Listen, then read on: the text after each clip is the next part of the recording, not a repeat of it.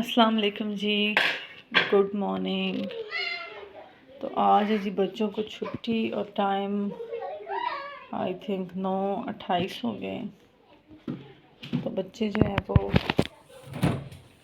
जाग रहे हैं, उनकी वही रूटीन स्कूल वाली बनी हुई है। तो बस मैं अब नाश्ता बनाने लगी हूँ। बच्चे उठ जाते हैं ना तो फिर उन्हें चाहिए होता है नाश्ता जल्दी। आटा मेरे पास थोड़ा रख जी, तो मैंने बना लिए हैं आटे के पेड़े और आटा थोड़ा था, मैंने तो बस इस तरह से जुगाड़ किए, छोटे छोटे बनाए। 2 पराठे बनाऊंगी इसके। मेरे पास ये रात का परसों का एक्चुअली आलू कीमा रखा हुआ था फ्रिज में। अभी भी नींद आए शदीद, लेकिन बच्चे भूखे होते हैं सुबह के टाइम। तो ये मैं इसको इस तरह से मैश करके तो आलू कीमे के पराठे बना लूँगी। वो कहते हैं कि स्टफिंग वाले जितने भी पराठे हैं, आलू का पराठा, गोभी का पराठा, सब की इन्वेंशन जो है वो माओ ने की है कि रात की बची सब्ज़ी कैसे यूज़ करते हैं। तो बिल्कुल यही बात है, मैं भी रात की बची हुई सब्ज़ी यूज़ करूँगी। बच्चे खा भी लेंगे शौक़ से और सब्ज़ी भी जो है वो हो जाएगी। साथ ही मैं चाय भी रख देती हूँ साथ साथ जी। तो चाय मैंने रख दी है, जल्दी पूछ के आओ, आप उसे नाश्ता लाऊं। तो मैंने रख दी है, तवा भी रख दी है। अब मैंने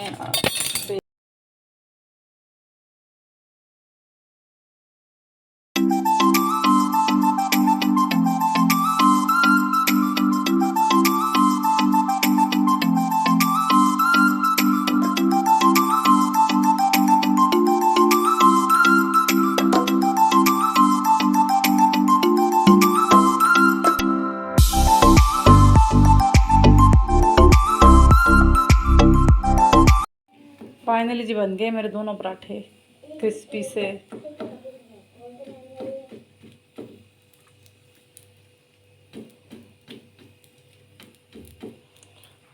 जितना मर्ज़ी कह लें कि हम डाइट कर रहे हैं, फला कर रहे हैं, ये कर रहे हैं, वो कर रहे हैं, लेकिन पराठे देख के तो करने लगे हैं नाश्ता। और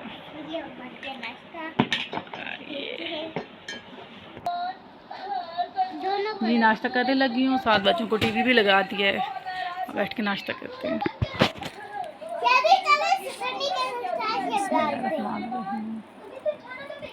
ये देख लें,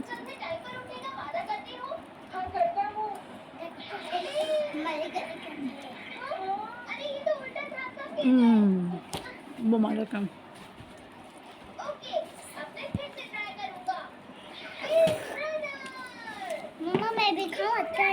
फाइनली जी नाश्ता हो गया है।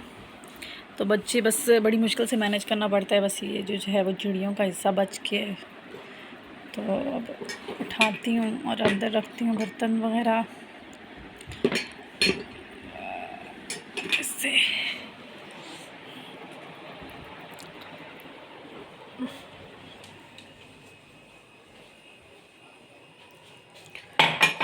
फिर आके किचन की आज क्लीनिंग करनी है डिटेल से। एंड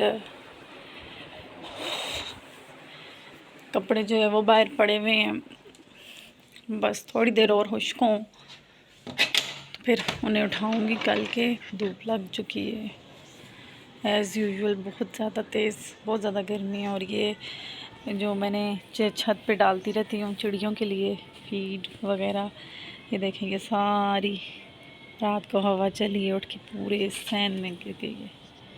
ये आपको दिख रही होगी, ये इतनी धूप में तो साफ़ नहीं होता।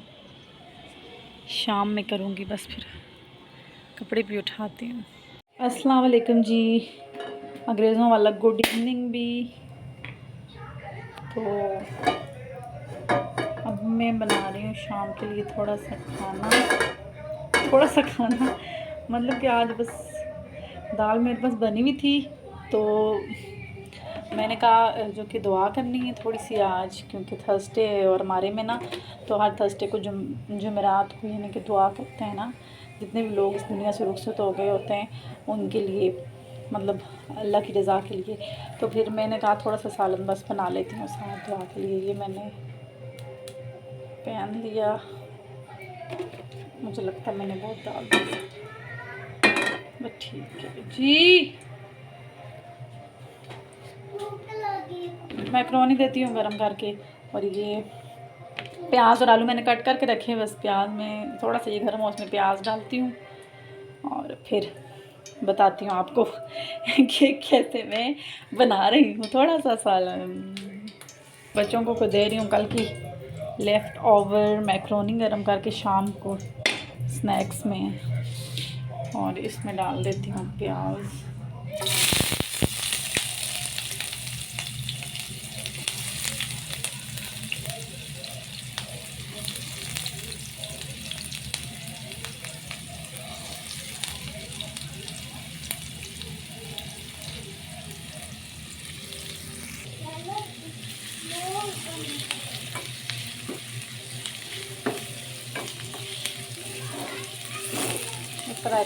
फ्राइंग पैन को टिक नहीं रहा, कहीं मेरे ऊपर ही ना गिरे आके। अस्सलाम वालेकुम जी, welcome back to my channel. यहाँ पे थोड़ा सा वॉइस ओवर कर रही हूँ क्योंकि शोर बहुत आ रहा था पीछे से। और बस ये मैं शाम की मेरी रूटीन है थोड़ी सी जो मैं बना रही थी साथ साथ सालन और आपको दिखा रही थी। कुछ ख़ास नहीं था बस करने के लिए, मतलब कि कुछ ख़ास भी नहीं है, वही रेगुलर जो रूटीन होती है नॉर्मल वही है। और एक कंटेंट डाल डाल के भी बंदा जो है वो ऑडियंस भी बोर ही हो जाती है आई थिंक। तो मैं थोड़ा सा कोशिश कर रही हूँ डिफरेंट लाने की कंटेंट।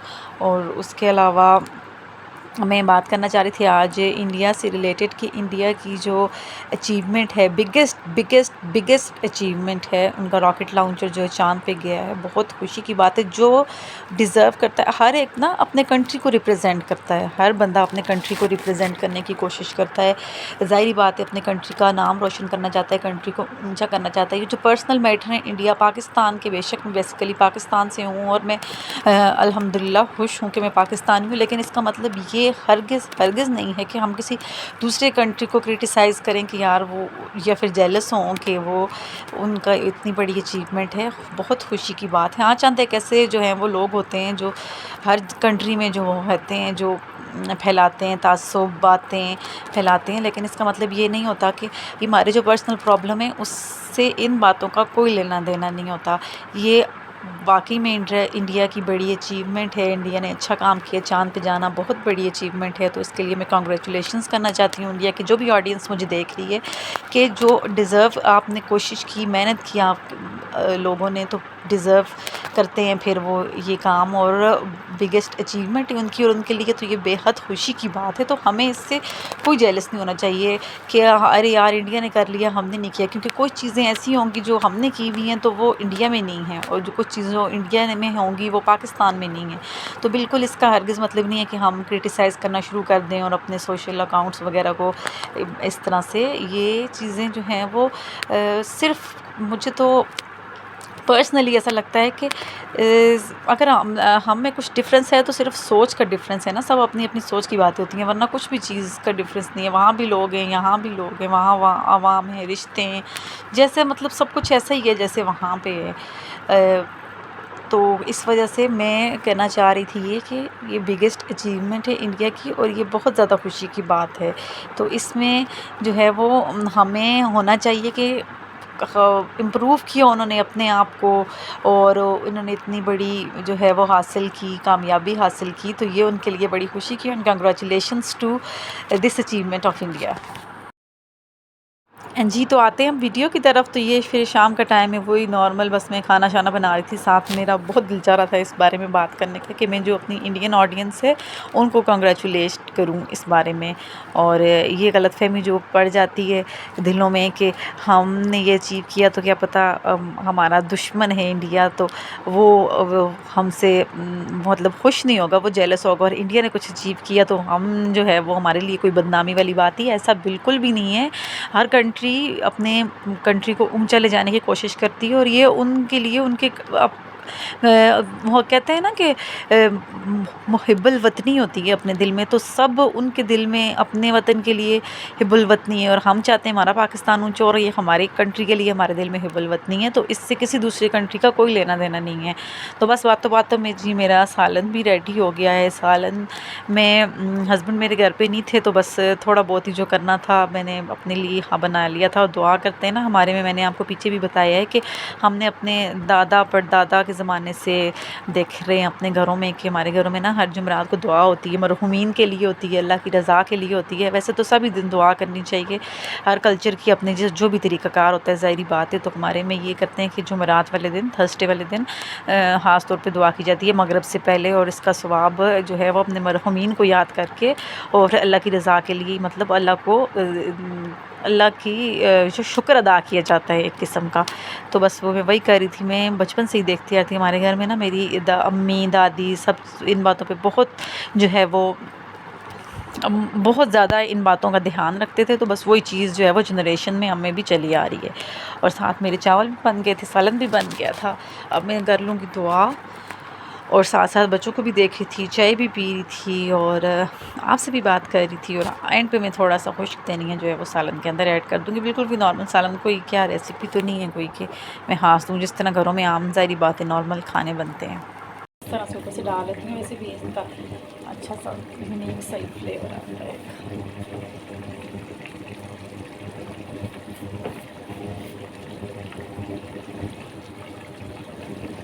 और ये दांतों के नीचे आती है तो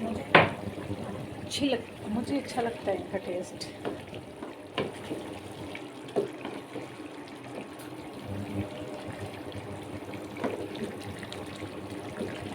बस ये मेरे मज़ेदार से तो तरह का थोड़ा सा ग्रेवी वाला सालन रेडी हो गया।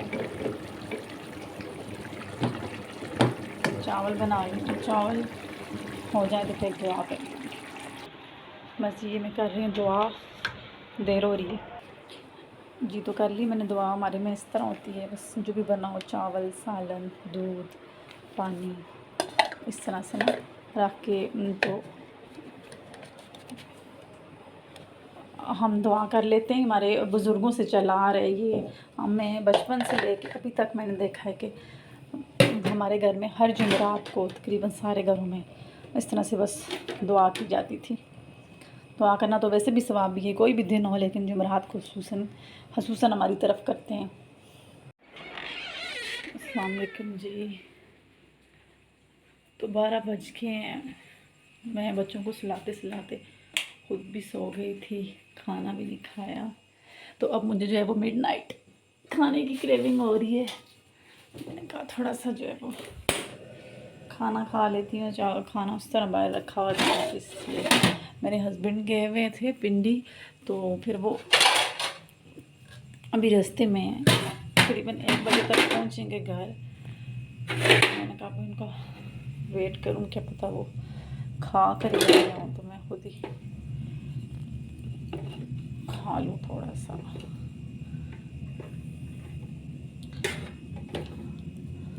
मुझे पता ही नहीं चला, मैं बच्चों को सुलाते सुलाते खुद ही सो गई।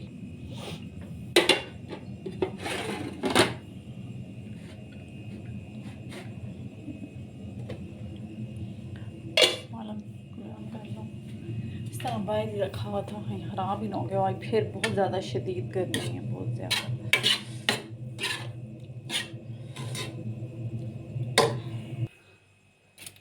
जी तो जनाब खाना मैंने डाल दिया अपने लिए, थोड़ा सा योगर्ट को डाल लेती हूँ रात को। हालांकि सुना हुआ है मैंने कि दही खाते नहीं होते, लेकिन दिल चाह रहा है। खाने के साथ में थोड़ा सा सैलेड भी बना लिया इस तरह से। और बाकी सालन जो है वो मैंने छोटे टिफ़िन में डाल के रखती है फ्रिज में, और चावल अंदर ही ले जाऊंगी एसी वाले कमरे में, उधर ठीक रहेंगे। सिलेंडर की लिड बंद कर देती हूँ, तो चलती हूँ खाना खाने। चल रही हूँ किचन कमरे में, चलती हूँ खाना खाते हैं।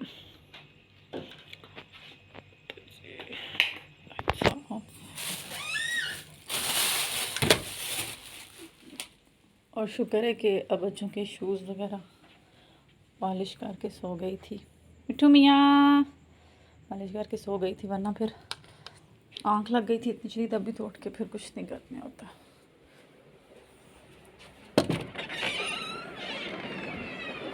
उठ के खाना खाती हूँ।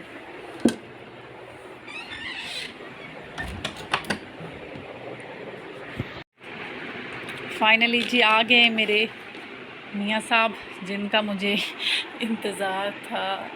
3 बज गए हैं तो आए वो भी। बेटा भी मेरा साथ किया हुआ था, तो बस माँओं का दिल नहीं लगता ना, ना अपने बच्चे के बगैर और ना सास के बच्चे के बगैर।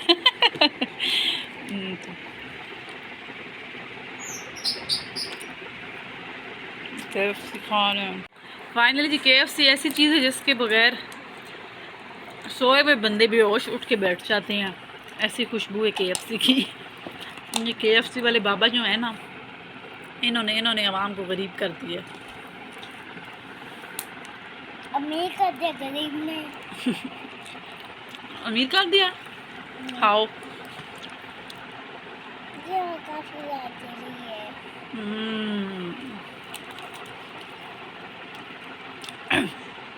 जो मर्जी हो, टेस्ट KFC का ही है। आज रेजू के पेट में दर्द, इसने खाना नहीं खाया।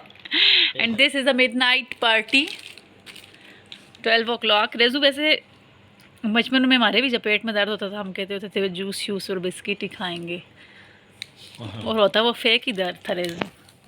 कौन सा असली है? मैंने तो अपने लिए बनाया है सैंडविच, जो मैं पापा को तो बिल्कुल नहीं दूंगी, नहीं खाता। मोटे आदमी को।